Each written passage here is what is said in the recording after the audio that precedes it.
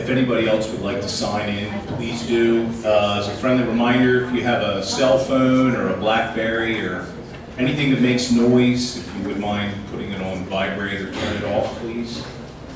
And as soon as Mr. Haynes gets comfortable, we'll I hate to say it, I was going to make you stand for the Pledge of Allegiance, so do you want to stay standing, Mr. Haynes?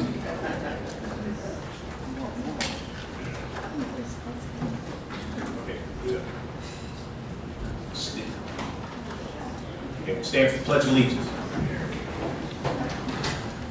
Pledge of Allegiance to the flag of the United States of America, and to the republic for which it stands, one nation, under God, indivisible, with liberty and justice for all. With that, members of the board, we have the July 17th, 2012 Commissioner meeting minutes. I'll entertain a motion to accept those meeting minutes. So moved. Motion is a second. Is there any discussion? Hearing none, all in favor? Aye. Opposed? Motion carries unanimously. We also have the July 17, 2012 rezoning hearing meeting minutes. And again, we'll entertain a motion to accept those minutes. Okay, motion for approval. We have a second. Is there any discussion? Hearing none, all in favor? Aye. Thank you.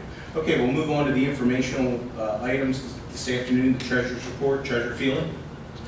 Mr. President, Commissioners, citizens, this cash report is as of July 31st, 2012. At the end of July, we had approximately $64,589,000 in net operating cash and cash equivalents.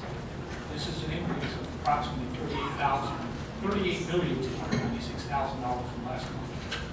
In July, we had total receipts of $71,820,000 and disbursements of $20,707,000.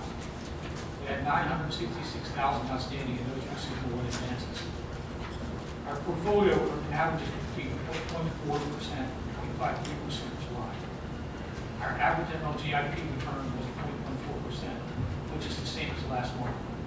We had 4% of our portfolio with MLGIP, 30% in CDs and CDARS, and 62% in money market funds.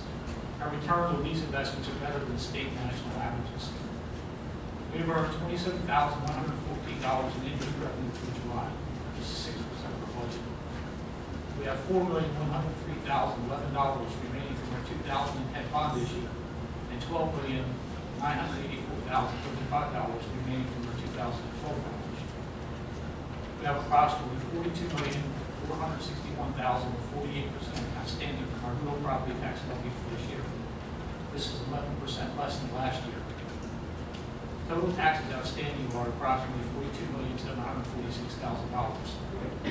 We received an income tax payment from the state in July in the amount of $3,210,798. Our income tax receipts are 6.09% higher this year than last year, or $2,798,000. Our next income tax receipt will be at the end of August 2012. The county has received $202,274 in revenue from Perryville Casino for July. This is 7.7% of the budget. The above amount has been reported by the state but not yet permitted. Perryville share was $108,917 for July in this department. Thank you, sir. Members of the board, are there any questions, Mr. Feely, or to the Treasurer? Treasurer Feely, is there any trends or anomalies that you've found that may have a negative impact on the county's finances in the future?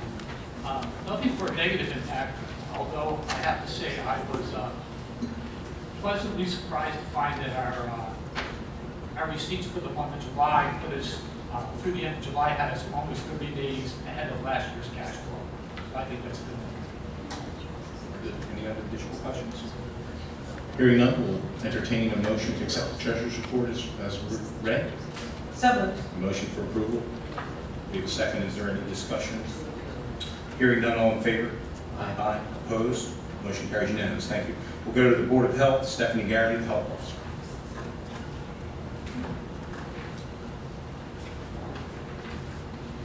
Mr. President, members of the board, I have 5 brief informational items for you and the audience today. First of all, I want to let you in the audience know, actually I think you all know this already, Cecil County is losing two very dedicated public health workers. Chuck Smizer, the director of our Environmental Health Services Division, is retiring from state service at the end of this month after 37 years with Cecil County Health Department. And Fred Von Staden, who is the assistant director of our Environmental Health Services Division, will be serving in an acting capacity.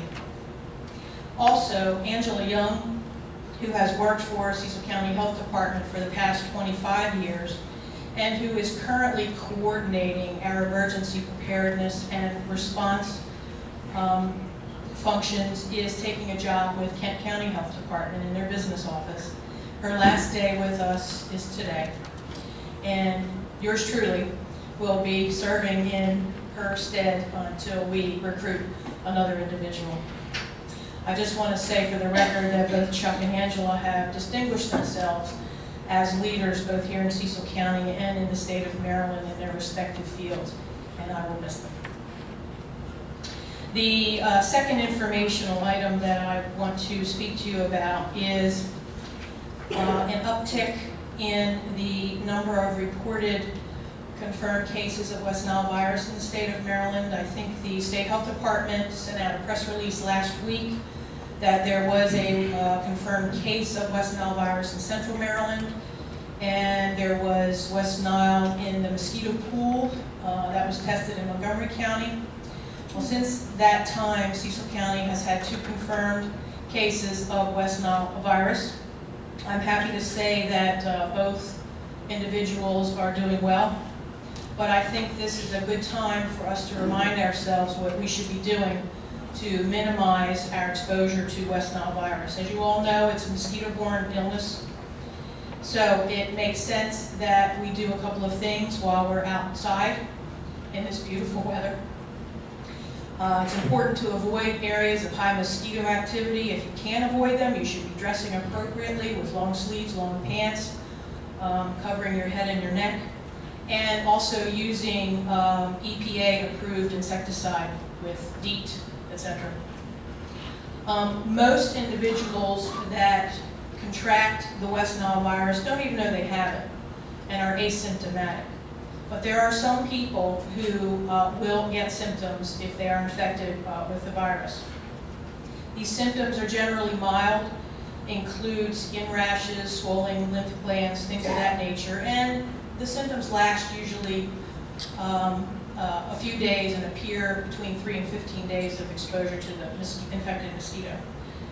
However, less than 1% of the people exposed to the virus will experience severe symptoms, and people over the age of 50, such as myself, and people who are immunocompromised may be at higher risk of acquiring severe infection with exposure to the mosquito. I think it's also important for us to do some things around the home to minimize breeding grounds for mosquitoes, clean your rain gutters out, remove old tires or drill holes in them so that water can drain out appropriately. Turn over your wading pools, particularly this time of year when the kids are out in the pool. Replace your bird bath water several times a week. Turn your garbage cans lids over and fix your dripping faucets. This all minimizes pools of water where mosquitoes can breed. Cecil County has had no cases of West Nile virus for several years. This is no cause for alarm. However, this is a good time to educate the community about West Nile virus. The third informational item that I have is part of the handout that I have. I think you all have that in your folder. We have our quarterly report for period April through June of 2012, along with 2 flyers. I just want to mention one thing in our quarterly report and then focus briefly on the flyers. And the piece of information that I'd like to focus on in the quarterly report is on page 1 and the first item on page 1. I think this would be of interest to all of you and to the audience that the Alcohol and Drug Recovery Center at the Health Department recently initiated a pilot program to introduce Suboxone as a prescription medication for the treatment of opioid addiction. And Suboxone is an accepted medication that helps to assist the counselor in working with people with opioid addiction. This is a very small pilot. It was started at the time that Elkton Treatment Center had closed their doors for a few months, and the demand increased for Suboxone. So we decided to do a small pilot project here. Currently, we have 13 individuals in treatment, both with counseling as well as the medication. And I will keep you posted on the success of this program and whether or not the health department and the community feels that it needs to expand or shut down because of maybe other services in the community that are taking up the slack. Stephanie, one of the Sure. things that, excuse me for interrupting. No, that's okay. One of the things that we've learned through this process is that recovery can take a very long period of time. Right, and it could take several attempts, right? Several attempts. You have 13 now in a pilot program, and I'm sure you're monitoring it. When do you anticipate that you'll be able to have a benchmark in which you can evaluate the success? That's a good question, and I'm not sure I can answer that. I would have to look at each case individually in terms of how they were doing prior to the introduction of the medication, in terms of keeping appointments with their counselor, doing all the things that they're supposed to do, versus how they're doing afterwards. I might be able to give you some anecdotal reports on a monthly or quarterly basis from some of these individuals and go from there, but I think it has to be looked at individually because it's such an individual issue, and addiction grips people in different ways. Thank you. Sure. Yes? Stephanie, the Yes. counseling that is available in this program, is it more than usual, typical than a methadone clinic? Well, it can be in some cases. It depends on the need of the individual. Sometimes the counseling sessions may only be once a week with a prescription for the Suboxone at that time. The counseling could be more than once a week. It just, again, depends on the individual. Is the Suboxone a new type of prescription treatment, or has this been out there for a while? It's been out there for, I would say, about 8 or 9 years now. It is approved by the federal government, the Substance Abuse and Mental Health Administration, as an alternative to other medication-assisted treatments such as methadone.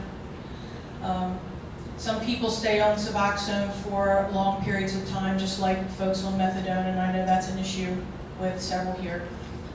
But we felt we wanted to try some other options. We want to try all options, and these are viable options, and we're going to try them as best we can.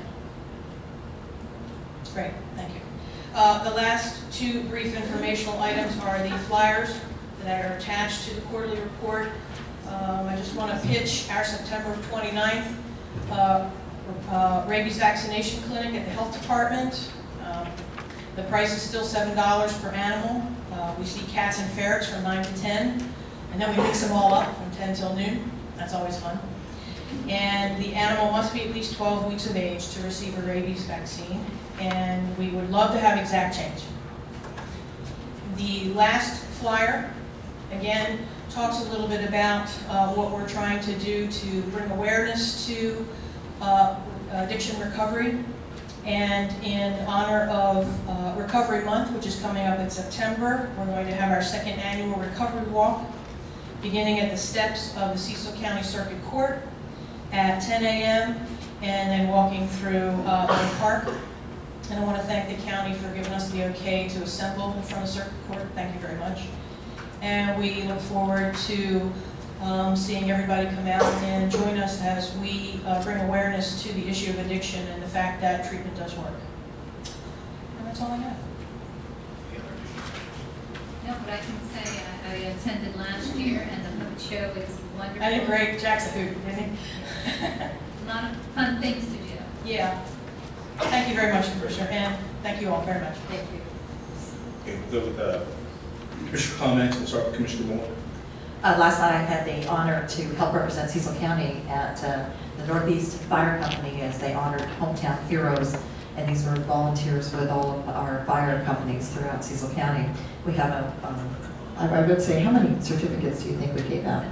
70 certificates for all sorts of things, going from a range of number of years service. I think the top was 62 years of service. It was amazing. And one particular favorite of mine was a young man whose name is Stephen Cooper, and he was honored as being a hometown hero, and he saved his grandfather's life when he was having a stroke by just staying calm and, he said, using his brain. So it was a delight to be there. The Board of Commissioners represented you all at the Maryland Association of Counties last week, and I know a number of you are here to speak about your concerns and your thoughts about Senate Bill 236 and the tier map. There was a great deal of discussion about that last week, especially among the more rural counties, and an acknowledgement and understanding that we're being forced to do something that nobody likes and trying to figure out the best way to handle this. So I'm thankful that you're here today, and we're looking forward to hearing what you say. Thank you. Commissioner Bruno. I am pleased to see so many people come out for the meeting, and there seems to be a theme that I keep hearing, and it's a demand for equal representation, whether it's on the local level or on the state level. And attending that MACO convention was so frustrating because we are not given equal representation as a rural county. And we complained collectively about the arrogance of power on the state level. I was impressed with the farm tractors that came out. Love to see that at our capital in Annapolis. Wouldn't that be a sight to see? Farmers from all around the state. The tier map that I support is one that does have less tier 4, and that we are enforcing a policy that's fair and equitable across the board, so that special favors aren't given out to certain people with properties in other areas. So I appreciate all of you coming out, but I would encourage you to continue participating. We need to do this on a grassroots level. That's the theme that came out of MACO, was that we need to hear more from the people and the outrage. So you're going to have to take your state back. We'll do everything we can to help. Commissioner Hodge. Welcome to Cecil County's Government in Action. I appreciate you coming out and participating. I too have a lot of concerns about the tier growth map. I believe that we, the county commissioners, work for the citizens and the people that live in Cecil County and not for the Maryland Department of Planning. And regardless of what Maryland Department of Planning's attitude is about Cecil County, I think that we, the county citizens and the commissioners, should be looking out for our best interest. And I'm not going to be complicit with the Maryland Department of Planning in taking away the property rights of the citizens of Cecil County. So I believe that we can put a map together that has significantly less tier 4 in it. And I hope that many of you do too, and I hope that you convince at least one or more of the county commissioners that we can do better with our tier map. Commissioner Rupp, let's keep this brief. Thank you for coming this afternoon, and I look forward to hearing from you. Closing, I look forward to finding solutions, moving forward. I'm not looking for a fight. I'm not looking for confrontation. I reached out to Farm Bureau leadership yesterday, and let's work together moving forward. There's no need to pick a fight and to get upset. I know people are upset, but we need to find solutions moving forward, and that's what we need to do here. So with that, I appreciate that. I appreciate everybody coming, and with that, we'll move on to the introductory items. Director Flanagan. Mr. President, members of the board, there is one DPW-related item for introduction today. That is a deed and entry agreement by and between William C. Ewing and Albert J. Ewing of the Board of County Commissioners of Cecil County for the acquisition of a combination of permanent and temporary easements needed to facilitate the construction of a replacement for County Small Structure XCE 2004, which carries Fairview Road over a tributary of Little Elk Creek. In retrospect, I'm not sure I did a very good job at this morning's work session in explaining why there is not an option contract associated with this. I know you're used to seeing the option contracts for right-of-way acquisition, and upon further reflection, I concluded I didn't do a very good job of explaining that, so I'd like to take a second shot at it. And the reason is that the county is not acquiring any right-of-way in fee simple on this project. It's all being done through easements, and the reason for that is that the Ewing's land is in preservation, and it would be a long and expensive process in order to remove a relatively small portion of that land from preservation in order to be sold to the county as right-of-way. So we've come up with an alternative means of replacing that structure through acquiring the necessary easements, which allows us to skip over the option contract step and go directly to the deed and the corresponding entry agreement. So that's being introduced to you today, and I anticipate that it will be on your agenda for a vote at your September 4th meeting. Thanks. Okay, with that, we'll move on to the public hearing process. Mr. Wine. Mr. President, members of the board, for public hearing this afternoon, first is the repeal and reenactment of Chapter 183, which is our purchasing ordinance. As you have heard from us before, this process has started nearly 2 years ago and involved a cross-section of staff, also including the elected treasurer.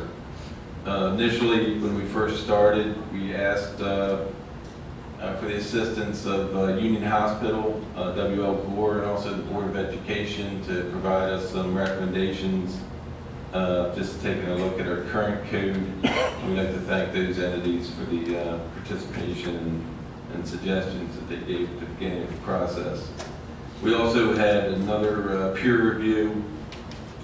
We had a review conducted by the National Institute for Governmental Purchasing, and I believe have incorporated many of their suggestions and recommended changes. It's anticipated that upon the board's approval, which we hope to bring back before you for consideration on September 4th, that the purchasing code and manual will become effective December 3rd, 2012, with the initiation of the charter of government. Briefly, I'd just like to provide a brief overview of the ordinance and the companion purchasing manual, which is an integral part of this legislation. The legislation before you today would change the local bidder preference, which is shall not exceed 6% of the amount bid and or $60,000, whichever is less. We're keeping that as it is currently. Section 1.4 of the manual emphasizes that the goal of county government is to reinvest in the local economy and encourages the use of local businesses and vendors when purchasing goods and services for Cecil County. The ordinance also increases the required purchase order amount from the existing $200 level to $500 for purchases or services between $500 and $10,000. 3 verbal or written quotes are required. Between $10,000 and $25,000, 3 written quotes are required. Road department purchases over $10,000 must be formally bid, and that's in accordance with current existing public local law. That may be something that the council will take up when they, after December 3rd, where they could change that, I believe. Goods or services over $25,000 must adhere to a competitive formal advertising and bidding process. There's also an expedited procurement process, which is defined as a process detailed in the purchasing manual to facilitate or hasten delivery of goods or services generally according to contract terms in response to a situation that is not an emergency, but where the county designee determines that prompt action best serves the public interest. Simply, it removes the advertising requirement. It's a formal bidding exception. It's one of the exceptions, and it would be for those situations that may be time sensitive and also in the public's interest to expedite. The new ordinance and manual provides exceptions to insurance requirements upon consultation with our risk manager. The purchasing card process is specified in the manual. Non-repetitive purchases of goods and services costing $500 or less are encouraged to be made with a purchasing card. And for those purchases that don't require a purchase order, a purchasing card usage would be encouraged. The manual gets down to the nuts and bolts also as far as how you actually go about initiating the purchase requisition and the process through our Munis purchasing accounting software. Those are the primary components of the legislation and the manual. The team here today, Craig, Eric, Dave Pyle, Treasurer Feely, are also here if the board has any questions about this proposed legislation. Any questions, members of the board, Mr. Weig or staff members that work on this? I have a question. I'm a little concerned with the expedited procurement. And is there any checks and balances? It just seems like it's a discretion of the county executive to authorize the hastening of purchase of goods or services greater than $25,000 by waiving the advertising requirement and directly soliciting formal quotes from prospective vendors.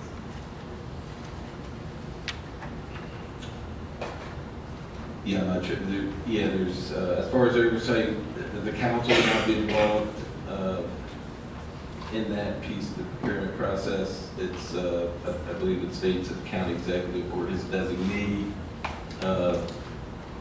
makes the call as far as meets definition. It falls under expedited procurement.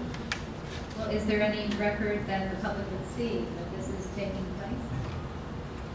I'm not saying it's going to happen, but wouldn't that? No, yeah, it wouldn't necessarily be in the public meeting, no. There would be internal documentation which reflect that it was an expedited procurement. The purchase rec and purchase order, I guess. Yeah, it goes through the same process. So there would be public documents that would exist that disclose that it was an expedited procurement. Okay. Yeah, and primarily just waive the advertising requirement.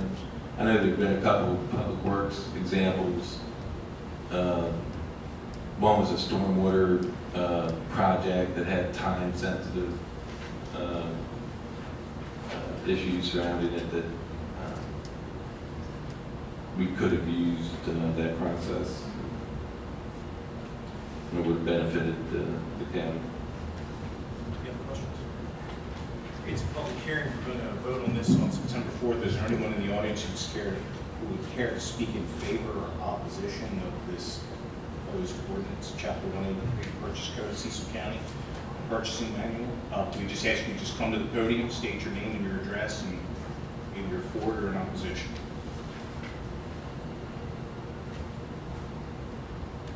Going once, twice.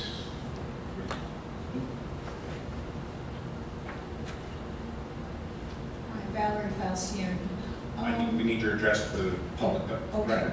Valerie Falcioni, 25 Furrow Lane Northeast. I too share a concern if the county executive has discretion of that much money. I would like to see some checks and balances put into that particular piece. I have no problem with with the process of, you know, things being spent, but I think it would be a good idea to have some sort of checks and balances, somebody to be accountable to, especially for something as large as $25,000. You know, or more, whatever. You know, whatever. But that's my opinion. Thank you. Anyone else would like to speak in favor or opposition on this ordinance, proposed ordinance?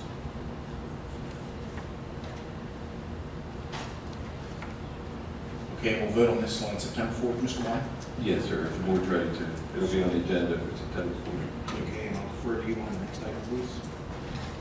Yeah, I'll provide a brief explanation of the next and related to the ethics ordinance. Also, Valerie Falcioni, the chairman of the Ethics Commission, also Walter Rosansky, Ethics Commission member, are here also, if the board has any questions.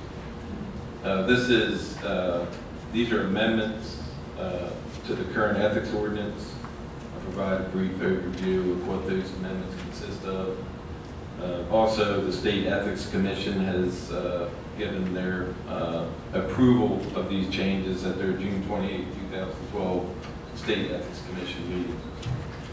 Very simply, the three changes are on page 7. Number 1, all commission members shall receive a copy of the complaint. On page 11, requires department heads to file the same disclosure form as elected officials. And lastly, on page 15 and 16, this change would require attorneys, board and commission members to file the same form as employees. And those are the three components of this ordinance. And the same process, if anybody would like to speak in favor or opposition of this proposed ordinance, again, we just ask you to come to the podium, state your name and your address, and either you're in favor or opposition. And again, we'll vote on this on September 4th.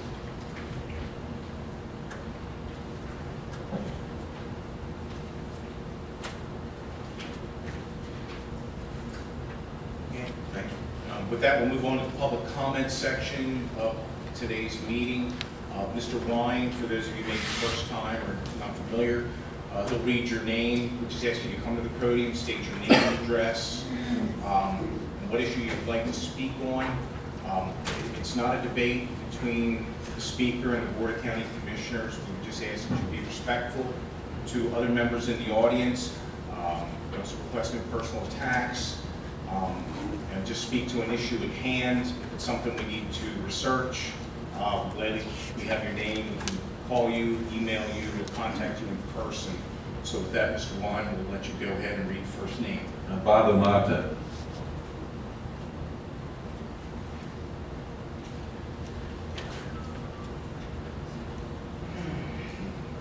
Robert Amato, P.O. Box 679, Fairville. I have two topics. Number one is the proposed closure of water fund and transfer of balance to the wastewater fund. When these enterprise funds are set up, money comes obviously from some non-existent, something that does not previously exist. That money is from the general fund or a reserve account.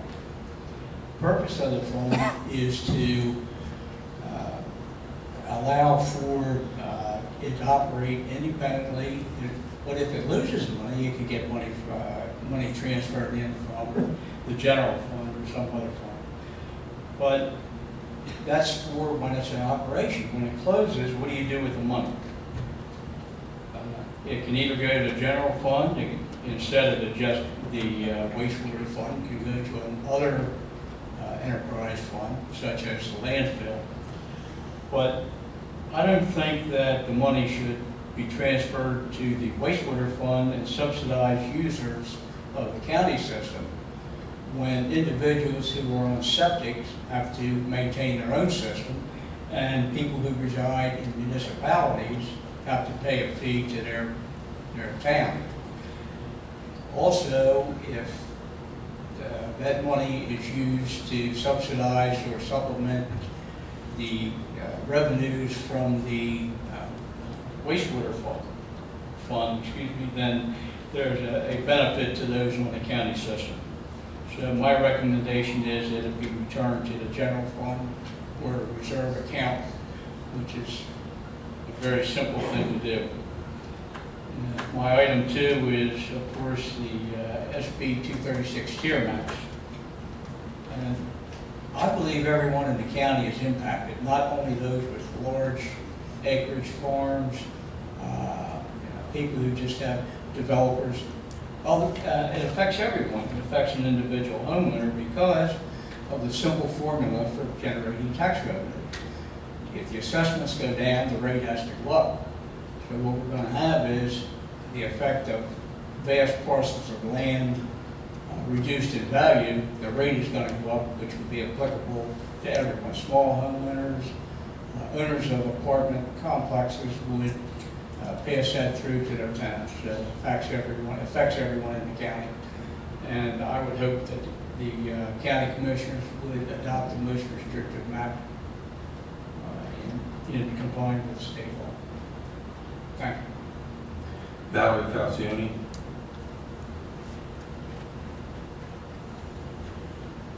Valerie Falcioni, 25 Furrow Lane Northeast. I am also speaking about SB 236, the tier maps.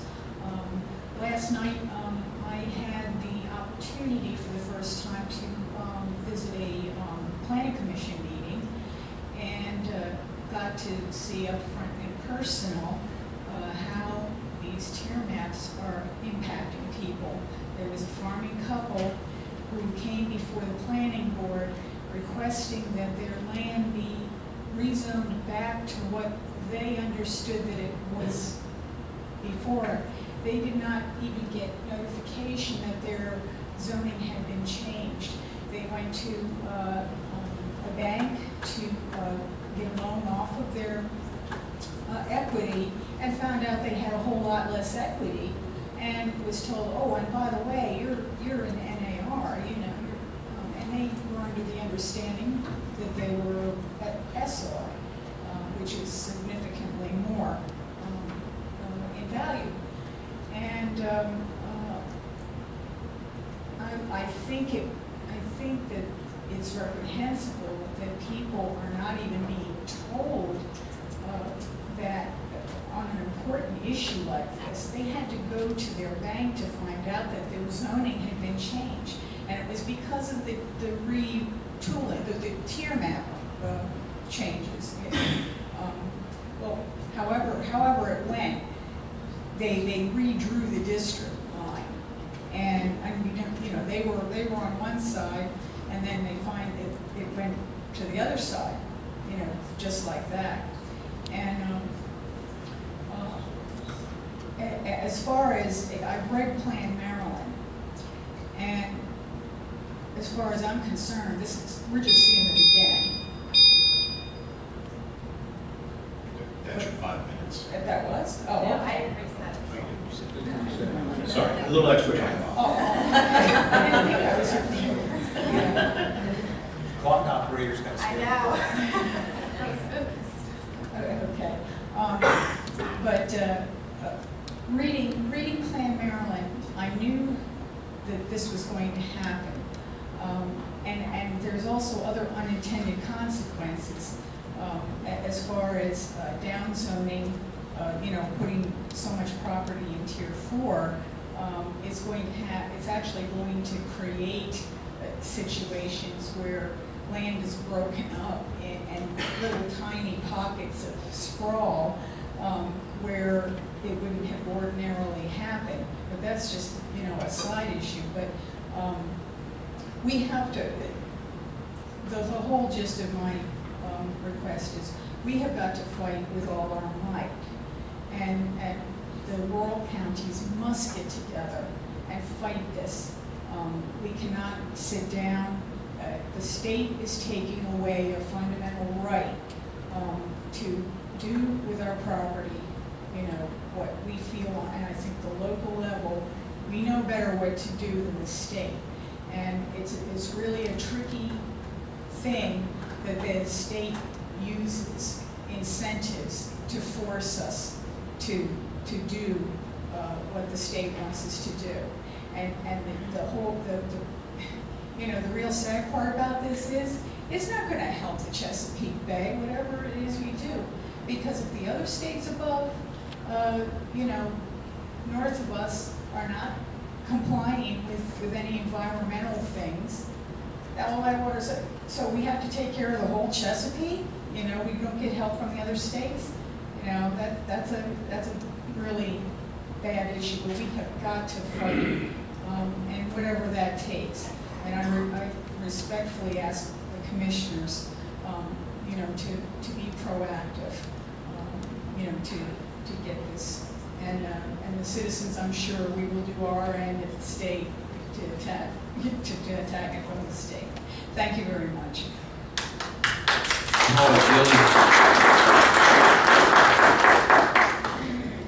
Paul Gilly, my address is 136 Lydell Road, Calora. I'm here as a citizen. I'm here as a former member of 2 comprehensive plan review committees and as a member of the Cecil County Board of Realtors. And I hope to reach some of you with regard to Senate Bill 236 and where these tier maps are taking us. As we all know, the board has stated in the past that we are not in favor of Planned Maryland, that it appears to be an attack on rural Maryland, that what goes on in both Western Maryland and our eastern states, our eastern counties and southern counties is not exactly the same that goes on in the central part of the state, but that seems where the attention goes. Beyond that, the new tier map that is proposed has significantly more tier 4 and than was proposed even by Planned Maryland, which in my opinion and the opinion of others is a taking of private property rights.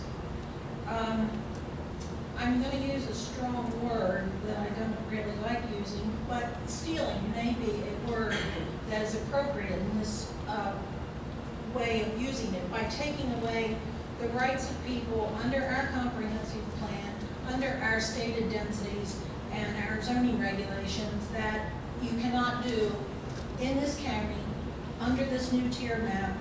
You cannot use your land the way that the citizens decided that they wanted it used in our most recent comprehensive plan. You know, government does not need to control every aspect of our lives, particularly private property rights. And it's easy for you, the board, to say what someone else should or could do with their land. How much land do each of you own? What did each of you have individually at stake? I would say that some have more at stake than others. Some have ideas of how it should be run, and everyone obviously is allowed to have their own opinion. That's why we live where we live. But I say there's equity at stake.